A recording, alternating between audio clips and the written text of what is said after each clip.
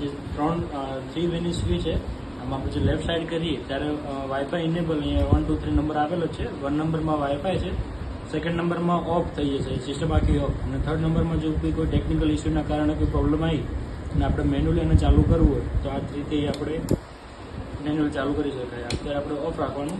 જ્યારે આપણે પ્રોગ્રામ નાખવો હોય અંદર, કે સપોઝ કે આપણે ટાઈમ ટેબલ આની અંદર સેટ કરવું છે ત્યારે આપણે આ વાઈફાઈ ઇનેબલ કરવું પડશે. તો એ વાઈફાઈથી આપણે ડેટા આપી શકશું. વાઈફાઈ સ્ટેટિક છે, એક જ વખત આપણે ડેટા આપવા માટે યુઝ કરવાનો છે, કોઈ દર વખતે એની જરૂર નહીં પડે. વાઈફાઈ માટેનો અહીંયા એક કોડ છે, વાઈફાઈનો QR કોડ, અને અહીંયા એક બીજો આપેલો છે ટાઈમરનો. આ સ્કેન કરીને આપણે એને ડેટા આપવા માટે વાઈફાઈ પ્રોવાઈડ કરવાનું છે, અને અહીંયા આપણે આ સ્કેન કરી ટાઈમિંગ સેટ કરવાનું છે. પહેલાં આપણે આને વાઈફાઈ આપી દઈએ. વાઈફાઈ આપણે અહીંયા સ્કેનનું ક્યુઆરનું મળી જશે. જેવું આપણે અહીંયા આને સ્કેન કરીશું તો ઓટોમેટિક કનેક્ટેડ થઈ જશે. પછી ગૂગલની અંદર આપણે ગૂગલ લેન્સથી ટાઈમિંગ સેટ કરવાનો છે.